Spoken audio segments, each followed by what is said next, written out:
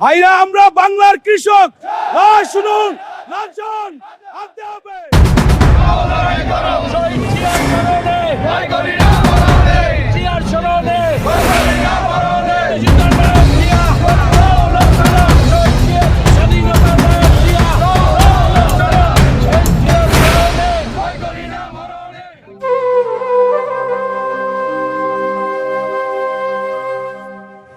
ফতুল্লা থানা কৃষক দলের সিনিয়র যুগ্ম আহ্বায়ক মোহাম্মদ ইব্রাহিম মাটি ও মানুষের রাজনীতিতে এক নিবেদিত নাম বাংলাদেশ জাতীয়তাবাদী কৃষক দল, যা বাংলাদেশ জাতীয়তাবাদী দল বিএনপির কৃষি বিষয়ক অঙ্গ সংগঠন হিসেবে কাজ করে।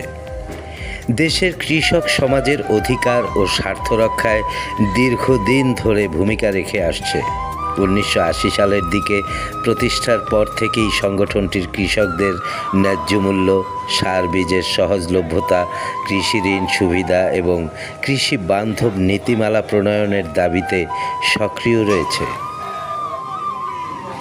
এই সংগঠনের ফতুল্লা থানা কমিটির একজন কর্মী বান্ধব ও ত্যাগী নেতা হলেন মোহাম্মদ ইব্রাহিম, যিনি বর্তমানে ফতুল্লা থানা কৃষক দলের সিনিয়র যুগ্ম আহ্বায়ক হিসেবে দায়িত্ব পালন করছেন। স্থানীয় নেতাকর্মীদের কাছে তিনি মাটি ও মানুষের নেতা হিসেবেই পরিচিত। রাজনৈতিক পথচলা 2001 সালে শ্রমিক দলের মাধ্যমে রাজনীতিতে প্রবেশ করেন মোহাম্মদ ইব্রাহিম। শুরু থেকেই তিনি মাঠ পর্যায়ে রাজনীতিতে সক্রিয় ছিলেন। দুঃসময়ে যখন ব্যানার ধরার মানুষ পাওয়া যেত না, তখনও তিনি সাধারণ মানুষের দ্বারে দ্বারে গেছেন। হামলা মামলার শিকার হয়ে আত্মগোপনে থাকতে হলেও অন্যায়ের কাছে কখনো মাথা নত করেননি বলে জানান তার সহকর্মীরা।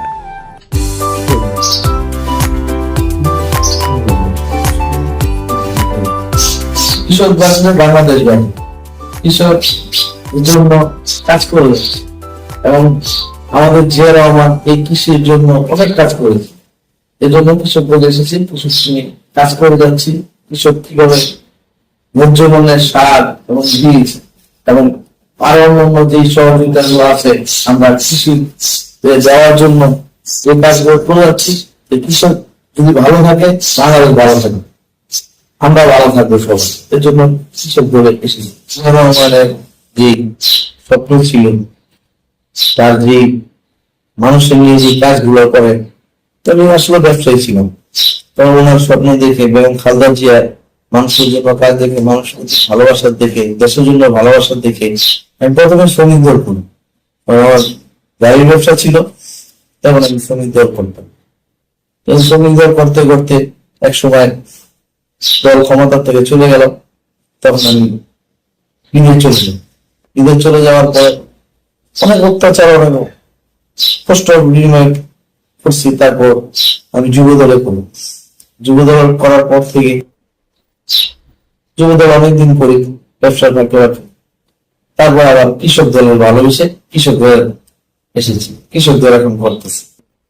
জুয়েল আমার বন্ধু মানুষ, ওর সাথে দেখি যেভাবে কৃষক দলটাকে ভালোবাসে এবং কৃষক নিয়ে যেভাবে স্বপ্ন দেখে, এবং এই স্বপ্ন দেখে কৃষক নিয়ে কাজ করার জন্য এসেছি কৃষক দল করে। কৃষকের স্বপ্ন বাস্তবায়ন করার জন্য, যে আমার স্বপ্ন বাস্তবায়ন করার জন্য, দেশ নায়ক তারেক আমার স্বপ্ন বাস্তবায়ন করার জন্য কৃষক দলে। আমার নেতা জুয়েল আহমেদ, ওনার হাত ধরে রাজনীতি এসেছে। ওনার সেই চিন্তা ভাবনা এই দেশের জন্য কাজ করা, দেশকে সমাজ থেকে মাদক এবং চাঁদাবাজ, নিজস্ব এসব নিয়ে উনি কাজ করতে যাচ্ছে। ওনার হাত শক্তি শক্তিশালী করার জন্য আমরা কাজ করছি। এই নেতাকে নিয়ে এই সমাজটাকে কিভাবে ভালো করা যায়, সেই ধরনের লক্ষ্যে আমার নেতা কাজ করছে। আমার নেতার হাতকে শক্তিশালী করার জন্য আমরা তার পাশে আছি, তার সাথে মিলে কাজ করতেছি। আমি ধন্যবাদ জানাই সবাইকে যারা আমাদের পাশে নেতা কর্মী আছে, আমার নেতার পাশে আছে, সবাই মিলে কাজ করতেছি, তাদেরকে ধন্যবাদ জানাই। অন্তরল শুভেচ্ছা জানাই যে আগামী দেশটাকে আমরা সুন্দরভাবে এগিয়ে দিতে পারি, সবাই মিলে একসাথে কাজ করতে পারি। সবার সহযোগিতা কামনা করছি। দলীয় প্রয়োজনে দিন রাত পরিশ্রম করে তিনি নেতাকর্মীদের সংগঠিত করেছেন। মিছিল, মিটিং ও আন্দোলন সংগ্রামে তার সরব উপস্থিতি ফতুল্লা অঞ্চলে দলকে চাঙ্গা রাখতে গুরুত্বপূর্ণ ভূমিকা রাখে। দুঃসময়ে কর্মসূচি ও সাংগঠনিক ভূমিকা। 5 আগস্টের স্বৈরাচার পতনের পর তিনি ফতুল্লা থানা কৃষক দলকে আরও সুসংগঠিত করার উদ্যোগ নেন। সংগঠনকে শক্তিশালী করতে ইউনিয়ন ও ওয়ার্ড পর্যায়ে নিয়মিত সভা সমাবেশের আয়োজন করেন। দেশনেত্রী খালেদা জিয়া অসুস্থ থাকাকালে তার সুস্থতা কামনায় একাধিক মিলাদ ও দোয়া মাহফিলের আয়োজন করেন তিনি ও তার নেতৃত্বাধীন কৃষক দল।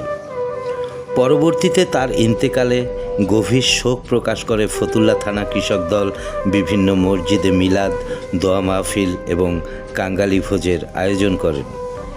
এছাড়া দীর্ঘদিন পর লন্ডন থেকে দেশনায়ক তারেক রহমানের স্বদেশ প্রত্যাবর্তন উপলক্ষে আয়োজিত বিভিন্ন আনুষ্ঠানিকতায়ও অগ্রভাগে থেকে কাজ করেছেন মোহাম্মদ ইব্রাহিম।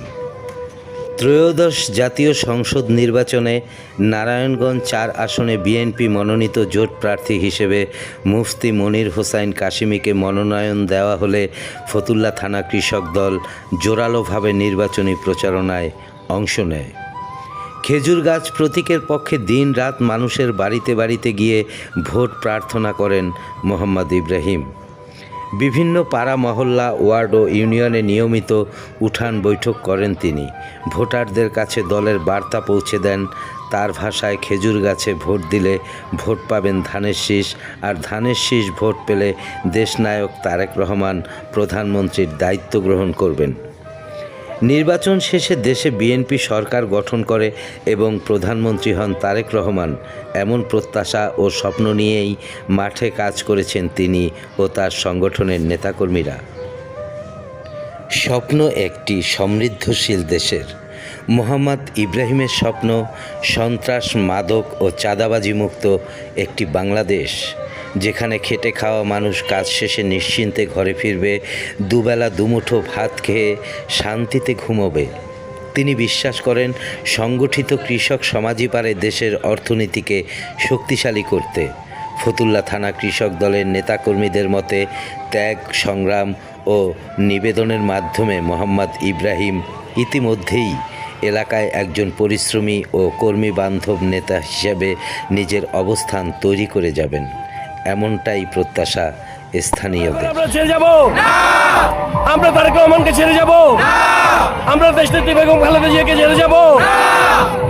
ধন্যবাদ সবাইকে।